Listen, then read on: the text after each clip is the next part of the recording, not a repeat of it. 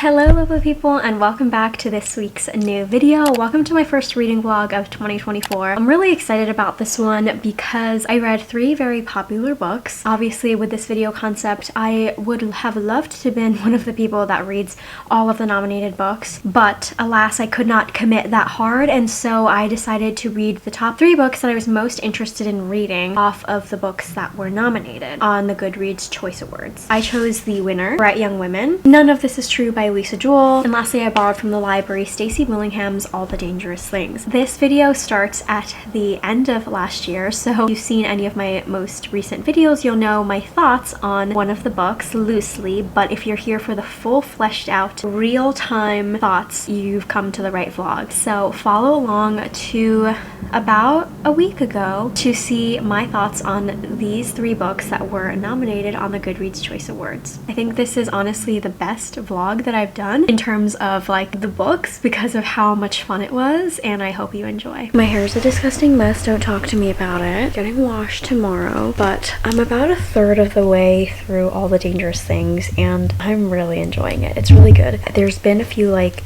what the fuck? Scandy moments. It's really good. So this book is about a mother, Isabel, whose son was abducted about a year ago. She is desperately trying to keep the case alive and figure out what happened to him, and she gets really desperate and she decides to accept help from a true crime podcaster who has helped solve a cold case of a similar kind before. She lost her marriage, she's really desperate, but the thing is she suffers from really bad insomnia. She can never sleep for more than a few hours. She is starting to question her memory. She has like these blackout periods of when she is quote-unquote sleeping and she doesn't really know what's going on. So this is jumping back and forth between her childhood memories and like currently of what's going on. She is getting very desperate. Isabel is not a very likable character. She's kind of just going through the motions of life, and she misses her son a lot, understandably. But I'm finding things out about her past that make her even more unlikable because she only just started working with the podcaster. There's only been like 1 recording session of what exactly is going to come up in her memory because she has been regurgitating the same facts about this case to anyone who will listen. She goes to like true crime conventions to talk to people about it, and she like kind of hates it because she finds it a really sick obsession that people have, which I totally understand as a true crime lover, but she's doing everything that she can to keep talking about it and keep reminding people that this case is still unsolved. She like is trying to go through new evidence of whatever she can do, but I'm not really sure like how the podcaster is going to come into play, how helpful he will be, what kind of role he will now play in her life. But so far, yikes, I do not like Isabel. Please excuse the hair because I still have to scrunch out the crunch. But I'm like 66% of the way through, so now 2/3 of the way, and jaw has been dropped multiple times. We're finding out a lot more about Isabel and her past and what her sleepwalking has done to her life, how it might be coming up again. She revisits her therapist, who she's been avoiding for like months, and he tells her that sleepwalking in childhood does come back in adulthood for about 2% of people, which like isn't abnormal for her, but he doesn't know that it could be something dangerous. And she's finally starting to realize that she has camera footage of her on the baby monitor, her sleepwalking. So she hasn't caught herself actually doing something dangerous, but it's pretty unsettling seeing herself staring at her child because she doesn't know that she's doing that. So far it is really good, running at 4 stars. Maybe it could be 5. It's really good.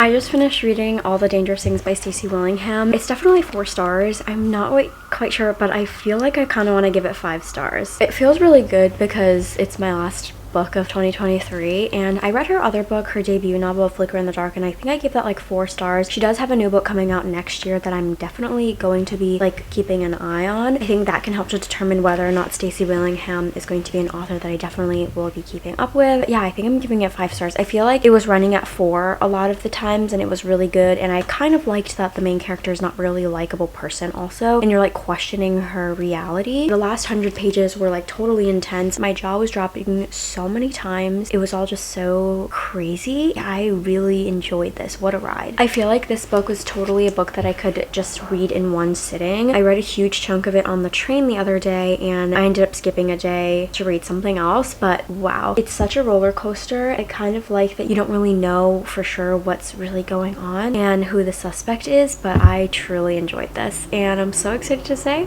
5 stars.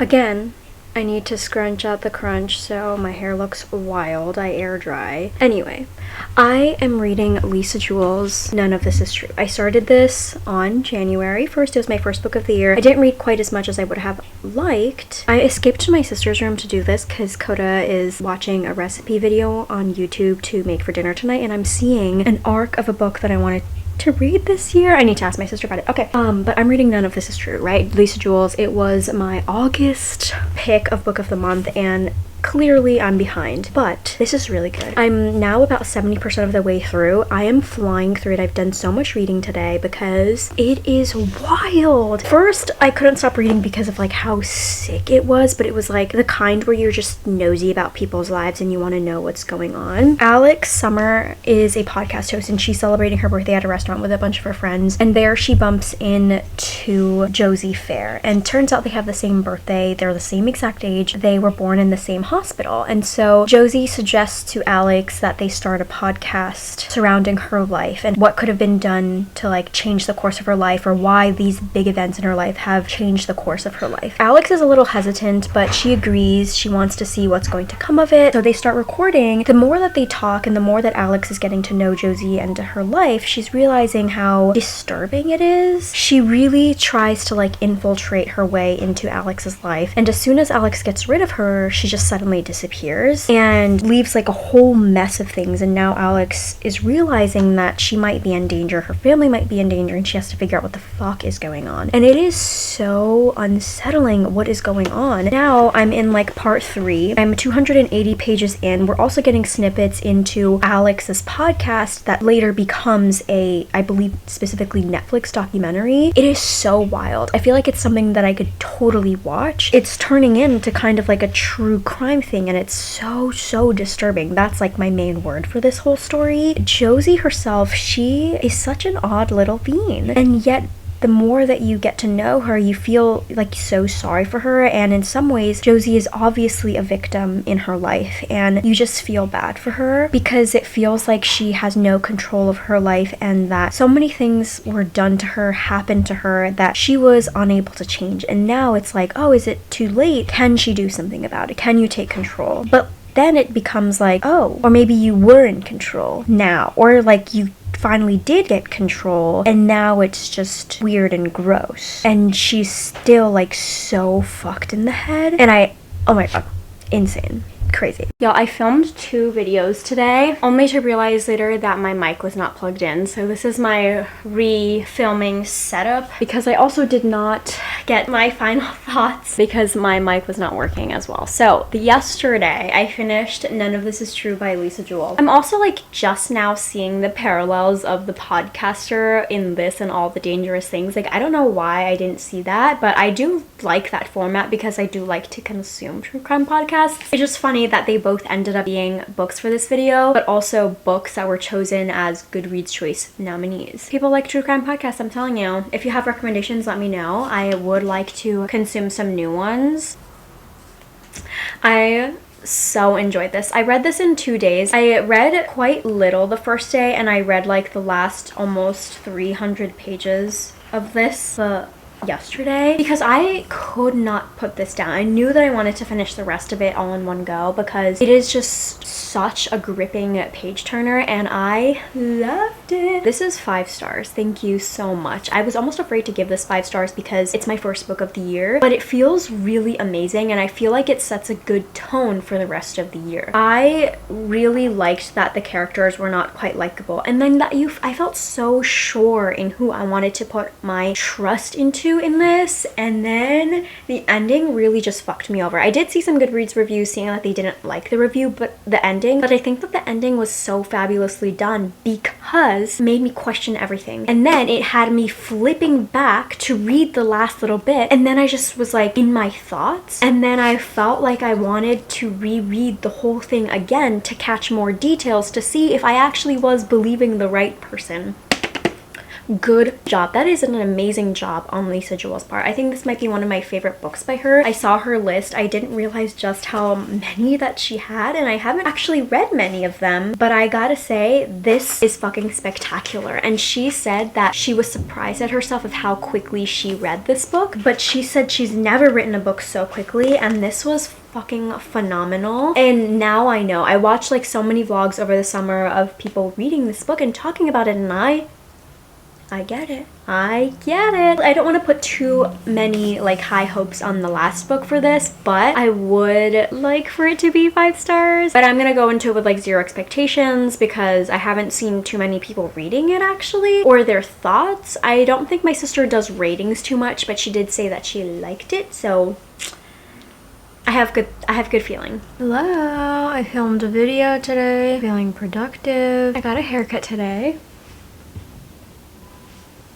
I'm really happy. This is my first time ever getting a curly cut. Washed my hair. It felt perfect that I was filming a video if I wasn't seeing anybody because my hair looked way too good. It has fallen a little bit. It's also a little messed up because of how windy it was today, but I'm very happy with it. I just hope I can protect it enough when I go to sleep. Anyway, I've been reading Bright Young Women by Jessica Knoll, and I know I said I wasn't going to like put any of my expectations on it, but also it was kind of easier to do so because I haven't seen many people reading it, but at the same time, I really did enjoy the other 2 books that I read, and this one I'm 114 pages in, and I think the format of it's a little bit confusing. It is quite scary, but the next character, like main character I guess, POV, has been introduced. If you do not know what this is about, this is a little bit of mystery thriller obviously because of the concept of this video, but it's also a little bit historical. It's about the women of one of the most like famous serial killers in America's history. I don't really want to mention the serial killer's name, but I think that it's important to focus on the women who were killed and their lives, and I think that's a little bit the point of the story. In 1978, a serial killer escapes in Colorado, all the way in Florida at Florida State University. The sorority president, Pamela, wakes up because of a disturbance or something. It's like the middle of the night and she's like cleaning up the kitchen or whatever, and she hears a noise and a man runs out, and she sees him, realizes that a few of her sorority sisters have been attacked. It is all part of this man, the serial killer, who's been called the All-American Sex Killer. But Pamela doesn't know that. She thinks this is a one-off situation, but she meets a woman, Tina Cannon, who believes that the same man who did this is the same man who murdered her best friend Ruth all the way in Seattle. So she is like determined to convince people that this is the same person. It's about the 2 women who want answers. We have now met Ruth, and she meets Tina at this grief counseling club group thing, and we're learning about their traumas, their baggage, and Pamela, as the sorority chapter president, feels a lot of pressure to have all the answers, to show that she's okay, to make sure that she is taking care of her fellow sisters. I'm not really sure what's going on with Ruth quite yet, as it's still too early, but so far there also is like future sections or like present sections of Pamela years later. I feel like the chapters get a little bit confusing, although they are obviously correctly labeled. Pamela's chapters are going to be in Tallahassee, Florida. They have the dates and like 7 hours before, I guess, for the event. Another chapter will be like day 15,476 or something like that, and I think that's the future. I'm not quite sure how often it will be flipping back and forth, but the current chapter that I'm on is at day 6, and I think that's supposed to be 6 days after the attack. They haven't focused too much on the crime. We know how many people have been injured, how many people have died. There's not really any specifics on how they have died because I think that's not supposed to be the focus. It's supposed to be the focus of these 2 women and how they're gonna get answers, which I think is an interesting take on this case also. Yesterday, I got my nails done. I didn't have enough time for extensions. I had to cut them all short, but I'm quite happy. And then I accidentally matched my Hydro Flask. Still cute. I've never gotten my nails done this short is all, but I'm pretty happy with them. Anyway, because of that, I went out into the city and I finished Bright Young Women by Jessica Knoll, and I sort of just needed to sit with my thoughts on this one. To me, it's not like an obvious 5-star. If I give it one, that's like I needed to sit with it just to figure out my rating. But I think this is a really important story to tell, an important perspective to have, especially in this world of true crime obsessed people. And I have to say, as someone who does enjoy true crime, I do not understand the people who idolize the serial killers. The reason why I like true crime is because I want to know why it happens to these people. Like, why them? How? What events in their lives led up to this situation that is avoidable to me? In terms of serial killers, it's more of like a psychological thing of why they are that way, how they became that way. And I think it's an interesting case study. And it's hard too, because in history we end up remembering the serial killers, the killer, the murderer, especially the white ones. And in this story, we follow the women. We follow the strong, resilient survivors, the intelligent women who came out of this, who never stopped looking for answers when everyone told them opposite things or that they were too delicate to know anything else, especially in this time, in the late 70s. And so we're following Pamela, and I think she is such a character. Like, these characters were all so fleshed out. They deserved so much more in their afterlife. And Pamela and Tina were the ones who were fighting for that and who were looking for that. And I think that Jessica Knoll is really doing justice for the women whose lives were like robbed by this one dumbass idiot man who everyone thought was so fucking charming. I think the judge in this was so infuriating. This title is supposed to be a play on what he calls him. He calls him a bright young man. He's a serial killer, and you're calling him a bright young man, and how disappointed you are for him. What are you, his father? So I'm giving this book 4 stars. It didn't necessarily top the other books in terms of like storyline and excitement, but I think it was really harrowing, and it was so eye-opening seeing how victims were treated back then, and probably still are. And I do recommend it in that case. I'm excited to see what the thoughts are because I did read this for the book troop. I'm finally early. So yeah, I've read all the books, and I think this is a wonderful start to the year. So far I've read 3 books. One is a graphic memoir, so I did not rate that one, but 5-star and a 4-star, that's pretty amazing to me, and I loved having to end the year in 2023 with a 5-star read. I think this went splendidly. I get why these were Goodreads Choice. I wish I could be one of those people that read like all of the books on the list, but I think wanting to choose the top ones that I was specifically interested was good. I did put The Housemaid on hold at the library, but it is quite a popular option, so it's a really long wait list. Just moving over in case the construction's too loud, but I hope you all enjoyed. Let me know what mystery thrillers you're on the lookout for this year, and I will see you all in my next video. Thank you so much for watching. Bye.